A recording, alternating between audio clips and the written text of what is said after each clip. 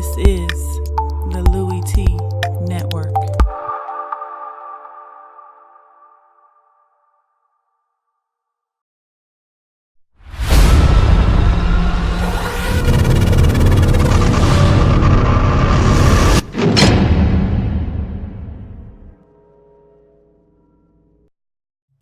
Who else could it be? Me, your man, Louie Tee. Welcome to Lockdown Coverage, week number 9 in the National Football League. New Orleans Saints taking on the San Francisco 49ers. Saints on a 3-game winning streak, or are we at 2 games, looking to get to 3 games and get back to 500? I think that's where we were going into this game at 3-4. One more win, a 3-game winning streak would put them back at 500, and they've been playing some outstanding football of late. And most Saints fans said, look, if we can't beat the San Francisco 49ers, then we don't belong to be in a playoff discussion anyway. So this is one of those games where, as a fan, you're saying, hey, we better beat these boys, and we better beat them good, too. So it was interesting to see how the Saints would come out and perform in a game where all of the pressure was on them to go out and perform. You know, in past games, you could say, against Seattle last week, hey, not supposed to win this game. Let's see if we can go out and get it. This was one of those games you're like, look, you better win this football game. You better find a way to get it done in this game. And so this was one of those situations where if you're serious about trying to have a season, you got to beat the San Francisco 49ers. Hell, everybody else is doing it, right? Take your turn, do what you're supposed to do, move on. And so this was one of those games you got to have it. This is not optional. You've got to have this game if you're the New Orleans Saints. So with the Falcons playing as well as they are in the division, you got to find a way to win this game. And that they did. And I'm not going to break this down the way I normally break down games, obviously, as it was not as close as a normal competitive game would be. And that's when I would do likes, dislikes, banana in the tailpipe. However, I will explain to you in a little while that the final score was a little misleading. I'll talk about that in a second. But here, first, hey, look, welcome to the channel. If this is your first time here, welcome to the Louie Tee Network. Subscribe to the Louie Tee Network for more great content in 2016 and beyond. Look, man, we're changing the game over here. Don't you want to be a part of that? I want you to be a part of that. I want you, for you to want me to want you to want to be a part of this. Did that make sense to you? I hope it did, because if it didn't, simply put, I want you to subscribe to the Louie Tee Network for more great content. We over here changing the game one live feed at a time, as I always say. And I want you to be a part of the movement. Hit that subscribe button and become a part of the Louie Tee Network. Also, I'm on Twitter, and so I'm doing some things on Twitter. But the biggest benefit of Twitter and following me on Twitter is that you'll be up to speed on everything that's going on this channel. You'll know when uploads are coming. You'll know when I'm going live with a video. You'll be able to chop it up with me. Look, I just love talking football. It's what I do. So if you got something on your mind, you want to talk to somebody about some football, I'm here. Hit me up at In the Lab Room. So follow me on Twitter. We can chop it up during a game, after a game, or hell, you just can't sleep at night. You just need to tweet somebody something about your favorite team. I'm here, man. So at In the Lab Room is where you can do that on Twitter. Turn those notifications on, and you will know exactly what's going down here in the Lab Room on the Louie Tee Network. Also, I'm on Facebook. In the Lab Room is a Facebook page. I'm going to explore Facebook Live eventually, and just to be ahead of that curve when I decide to start putting exclusive content on Facebook and Facebook alone, you'll be already there to be a part of that. So go ahead and make sure you're following me on Facebook, or you're liking the page on Facebook as well. So all my social media platforms right up above. If you want your comment read for this video at the end, so we can converse and can chat with one another, simply use the hashtag LouieTeeLive to have your comment read on the air, whether you're on Twitter or you're in the YouTube chat discussion box. Go ahead, use the hashtag LouieTeeLive. That being said, let's jump into this. And I told you earlier that I wasn't going to do this the way that I do normal breakdowns, which is likes, dislikes, banana in the tailpipe. I don't do that for ass whoopings. And this wasn't your normal, typical ass whooping. Game wasn't close, team wasn't competitive. But this was still an ass whooping nonetheless. It's the San Francisco 49ers. They lost by 18. You get where I'm going with this. Bottom line is, I'm going to give you what I saw from afar. I'm going to tell you what I saw from afar in this game.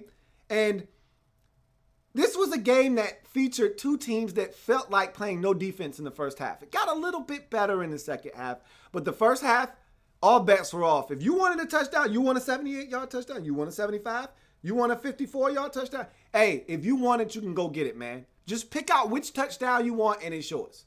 All right? We'll charge it to our defensive credit. Both of these teams, limitless defensive credit. Go ahead, man. Knock yourself out. Max the card out if you like. Both teams were over 300 total yards of offense in the first half. That's a full game for most teams in the league on any given week. They were at that point at halftime. There were big plays galore. Tight ends running for touchdowns, running backs running for touchdowns, running backs catching the ball out of the backfield for touchdowns. And we're not talking 5, 10, 15, 20-yard touchdowns. Mark Ingram, who got benched last week, ran for a 75-yard touchdown. A guy that was cut by the 49ers like 6 times this season, DeJuan Harris, ex-Green Bay Packer, ex-Minnesota Viking, ex. I could name a bunch of teams.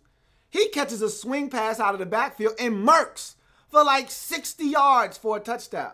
It was that kind of first half. Everybody was getting involved. Vance McDonald had a huge catch and run for a touchdown. Like literally, I'm going to run an in and out route. I'm going to run a Z out. I'm going inside. I'm coming back outside. Kaepernick hits him, some good blocking, and he takes off down the sidelines for like 49 yards for a touchdown. It was that kind of first half. And with all that being said, the Saints still were up 11 at halftime, 31-20. And so we're going to start with the victors in this game. You know how we do. When we go, what I saw from afar, you know how we do it. We start with the victors. To the victors go the spoils. So in this game, what I saw from afar with the New Orleans Saints. Look, you got your third win in a row. You got back to 500. Great. All right. The thing that was so disappointing, especially in the first half, not so much the second half as much as it was the first half, was we thought we were starting to get some kind of defensive breakthrough. We thought we were starting to get to a point now where it wasn't cool to be giving up almost 500 total yards of offense, and we weren't going to give up as many points, and we weren't going to be giving up 30, and we thought we were there. And yeah, you say, wait, Louie Tee, we only gave up 23 in this game, baby. We good. Don't act like I didn't watch the game. I saw the running back Mike Davis fumble at the 1-yard line. They were going to score 30 on you. You almost gave up 500 total yards of offense. Come on, Saints. I thought we were better than this. I thought we were past this. You got Delvin Breaux back in this game. I don't want to hear no excuses, man. This is the 49ers. They had the 32nd worst, dead last offense in the league, and they were gutting you. They were gashing you. They were scoring with Colin Kaepernick at quarterback. That's my quarterback. Really? I thought we were past this, fellas. You can't make the playoffs if you're doing this every week. I get it. The Chiefs don't score a bunch of points, and they're not prolific offensively. I get it. The Seahawks are banged up and they're not the same Seahawks. I get it. But the 49ers are the worst offense in the league, and you let these boys do whatever the hell they wanted to do in the first half of this game. That's unacceptable. But all that being said, you forced turnovers. And turnovers are, as I always tell you, the great equalizer. For as bad as you want to play defensively, you create turnovers and they will change the game for you. Hell, you can give up 470 some odd yards of total offense if you like. If you got turnovers, you're probably still going to win the game with that kind of offense that the Saints have. And Craig Robertson made a nice play early in this game to pick off Colin Kaepernick, get a great return, horse collar penalty on top, sends the Saints on their way to start scoring a boatload of points in that first half. You get a big turnover of Mike Davis on the first possession of the third quarter. Look, without that turnover, this is a totally different game. If they score there, cut that lead to they might even go for 2, cut it to 3. Maybe they kick the extra point, and it's a 4-point game at 31-27. It is a totally different game, but they didn't do that. They fumbled. You went 3 and out after recovering at the 1. You punted. They got a field goal. They didn't score the rest of the game. And so that was a game-changing turning point, forcing that turnover, and that's what turnovers can do. But make no mistake about it, this offense in New Orleans, let's talk about this offense, because If you're going to make any noise this season, it's going to be on that side of football. Now, if you want to be serious, you're going to have to be better on the other side of football, which is called defense. Defense. You ever heard of that thing? Defense? That thing, you're going to have to do that better if you want to actually have a shot at making the playoffs. Now, you're going to be in ball games because of the other side of the ball called offense. I know you know what that is. I don't have to explain that to you. But the other side of the ball called defense, that's where you actually stop the other team from making first downs. You get 3 chances to get 10 yards to then move the sticks. The sticks are where they measure 10 yards. To do that, you have to get 10 yards to move the sticks. You got 3 chances to stop the team from getting 10 yards. If you don't, and they get 10 yards or more, they move the sticks to where the ball is and reset the 10 yards. They keep doing this until the other team reaches the end zone. That's a thick white line that separates the field of play from where the logo of the other team is, which means you get 7 points once you cross that thick white line, and you only have to cross the front part of that. Defense is tough, but if you're good, you play it. You guys need to learn how to play that. But on the other side, I don't have to explain that to you. Offense, guys got that down pat. And you went out there and you shredded those boys. Drew Brees was surgical in this game, 28 of 39. I think he went over 300 yards. I'm pretty sure he did. If he didn't, he was damn close. Oh, no, what am I saying? He went over 300 yards in this game. I mean, like I said, 300 some odd change yards of total offense at halftime for the Saints offensively. They rushed for over 230 yards in this game. They threw for another 300 and some change. These boys almost had 600 yards of total offense in this game. It was asinine. It's like a pinball machine. The Saints were doing what they wanted, and I'm telling you, Michael Thomas might be my favorite young wide receiver. This guy just continues to make plays, and he's continuing to climb up the rookie wall, and he's going to do it again because this performance was another one of those games where you say, look at this young fella coming of age. Now Drew Brees trusts him to the point now where even though he's covered, he's got a defender right in his lap. Drew is like, hey, you my dude, man. I'm going to throw this up for you. What you going to do? He said, I got you, man. Just give me a shot. And he's coming down with footballs he has no business catching in the end zone, like that catch he had in the second half against Tremaine Brock, who was plastered all over him. He still manages to find a way to get his hand on the football, fall down in the end zone and corral it while pumping the fist like, yeah, I got this touchdown. Michael Thomas is getting the job done. And like I said, he's by far the best rookie of the wide receiver class in the 2016 NFL draft. He's making his presence felt every week, and it's good to see the run game get back involved. Tim Hightower almost went over 100 yards. He had 87 on the day.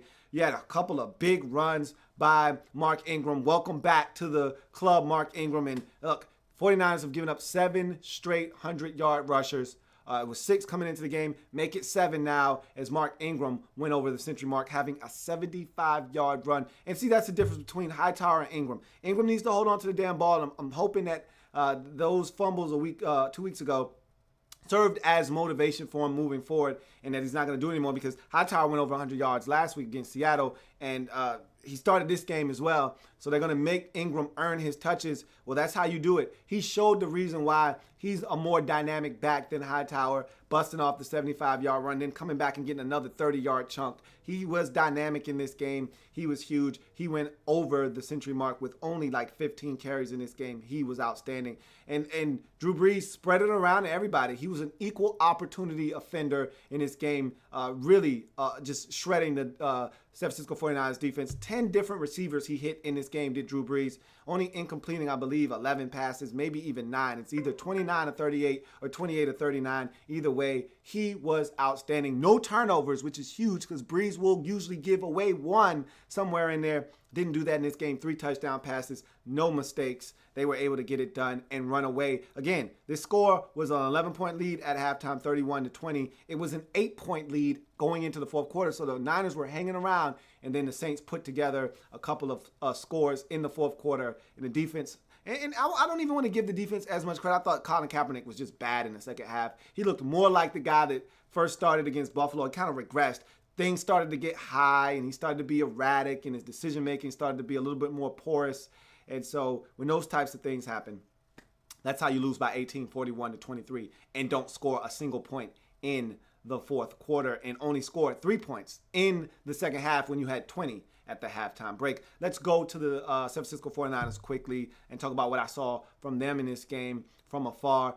Simply put, there's just not enough talent on this team. And it's crazy because when you see a guy flash, you're like, man, who's this guy? Is this a draft pick? Nah, you got him off the street 2 weeks ago. I mean, that's the kind of stuff they're doing. Ja'Cory Shepard was a draft pick of the Philadelphia Eagles, who they cut loose, and they pick him up, and now he's returning kickoffs, and he had a really good game returning kickoffs, but that's not your guy. Maybe your guy moving forward, but I'm saying this because it really doesn't matter where you get a player from. If he's a young guy, he's on your team, and he's playing well, it doesn't really matter how or who or where you acquired him from. I get all of that, but the point I'm trying to make is this team isn't any good because of the past mistakes in the draft. They don't draft well in San Francisco anymore. I remember once upon a time when Jim Harbaugh was there, this was a team that had an identity. They drafted well. You could count on Trent Baalke and company to build the roster the right way. And they would have stuff on top of stuff on top of stuff on top of stuff. So if a guy went down, they just plug in another guy and they just keep chugging along. I mean, they used to stockpile picks. They'd have 10 to 12 picks every year. They'd draft 3 guys that they knew had no chance of playing in that first year because they were coming off of some kind of injury or something went wrong and they couldn't play. But they didn't want them to play because they were redshirting them anyway because they didn't have space on their roster because their roster was chock full of too many talented football players. Now it's like they don't have enough talented football players. You look at this 49ers team and you're like, who's that guy? Why is DeJuan Harris, who actually had a really good game, why is he starting for you at running back? I don't know. Don't ask me. Who are these receivers again? Why am I supposed to be? Why are your tight ends the best receivers on your team? Why is Brent Selleck and Vance McDonald the best guys on your team to catch the football? Why am I not worried about Quentin Patton or any of these other guys, even though Quentin Patton had a good game as well? Why am I not worried about any of these guys? Where the hell is Torrey Smith? Why is he even getting paid? Is he in the witness protection program? Where is he? Is he on a milk carton? Because I feel like this man is missing. I don't know. All I know is that they don't have enough in San Francisco. They don't have enough on defense. They don't have enough on offense. Their special teams is underwhelming. The best player pound for pound on their team might be Phil Dawson, their field goal kicker. And oh, by the way, he's like 41 years old. Like, seriously, that might be the best player on their team. They're struggling out there in San Francisco. But yet, they did some good things in this game. Colin Kaepernick did look like an actual viable NFL quarterback for like 2.5 quarters. Maybe more like 2 quarters. But and all in all, the bottom line with this 49ers team, I don't see them winning many more games this season because they can't stop anybody. 7 straight games giving up 100 yards rushing. They're 32nd in the league in offense. At least they were going into this game. After you put up damn near 500 yards, maybe that might change something. Maybe you'll be 31st after this game. I don't know. Bottom line is, you don't play any defense. You don't play any offense. How the hell are you supposed to win games? I forgot again. Tell me, because I forgot. I watched this game, and I just saw a bunch of guys out there, none of which are difference makers. I just saw a bunch of guys out there wearing red jerseys, trying as hard as they possibly could to make a play, which is fine. But at some point, you need good football players, guys that the other team is afraid of and are game planning to stop. And you're not drafting those guys. This past year's draft, 2016, it was a horrible draft by the 49ers. I'll be surprised if we look back at their 2016 draft. I think it was 10 or 11, 12 players. I'll be surprised if we look back and say 4 of those players played 3 or more years with the 49ers. 4 of them. You can't win like this. It's not good enough right now in San Francisco. Things need to change. And it starts in upper management. Things need to change. It's a hard watch. I feel bad for Niners fans. I really do.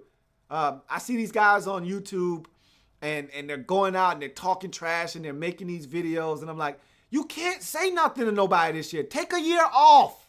Don't make a video. Don't talk trash this week.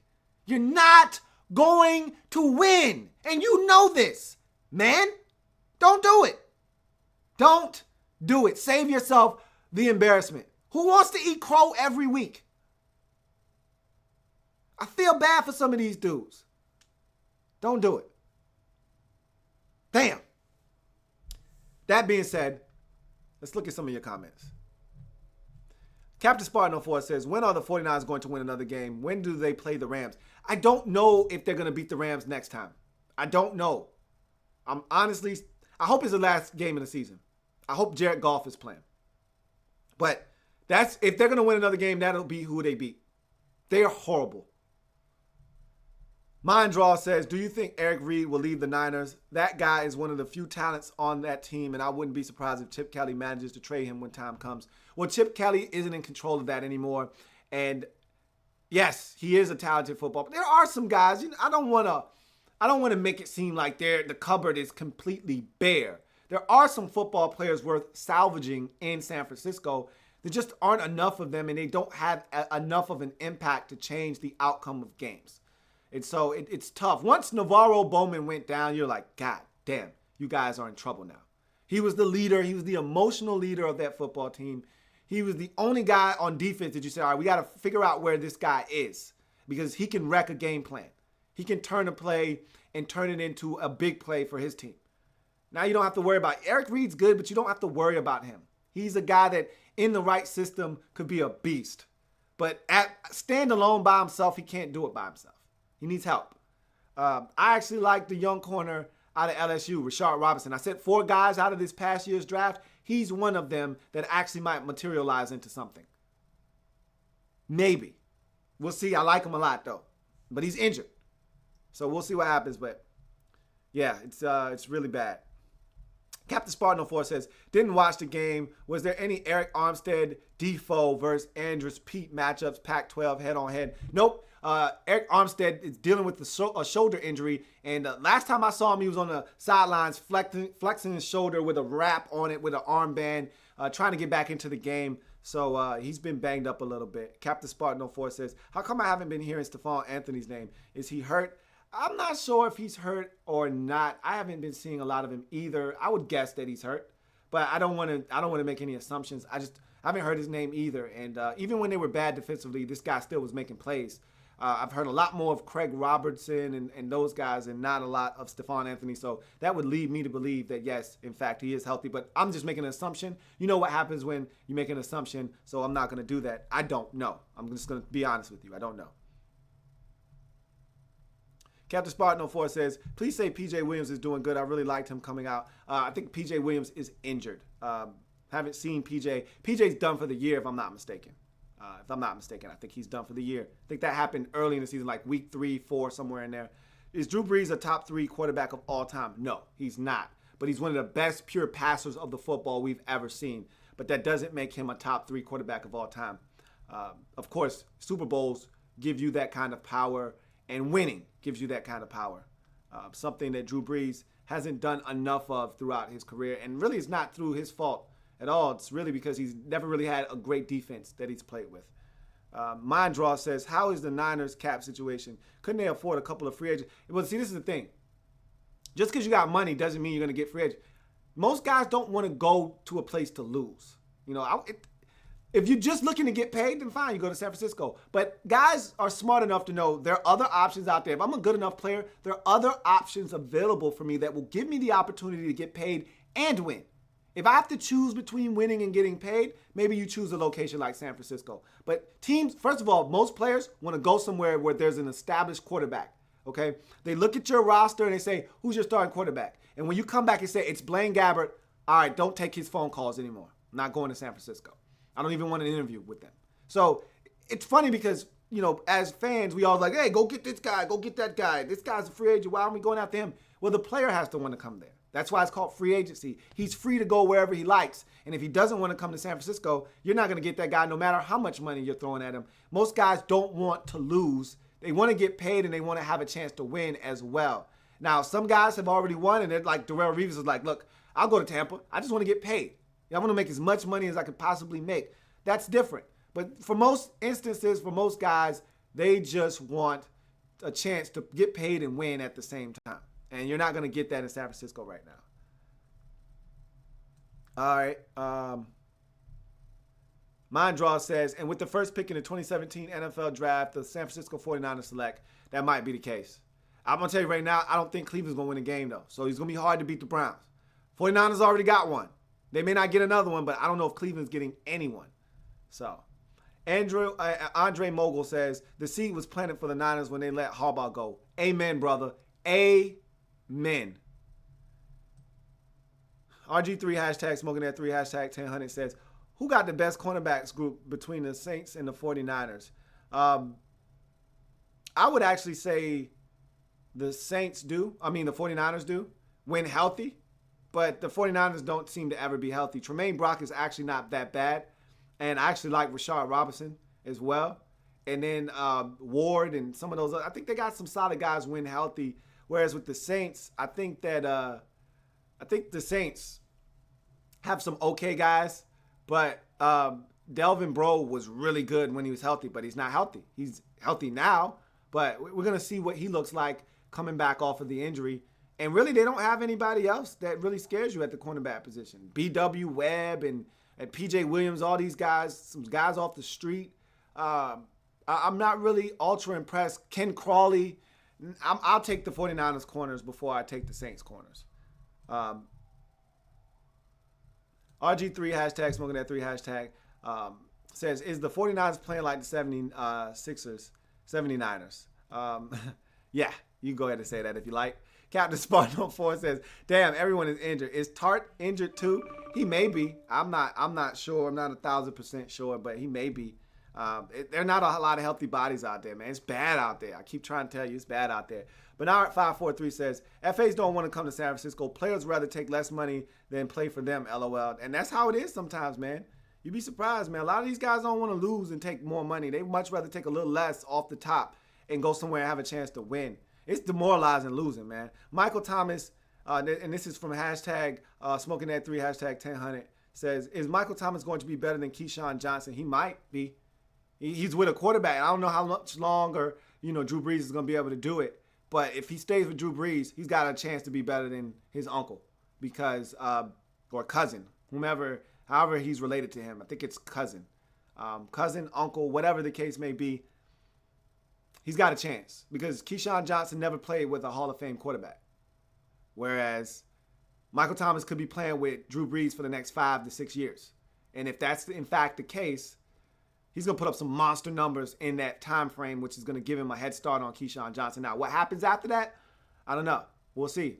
But one thing's for sure, he's off to one hell of a start. I can assure you of that. And with that being said, that's going to do it for Niners and Saints. Saints get the win 41 to 23. Go to 4-4 in the season, get back to 500, which is great for them.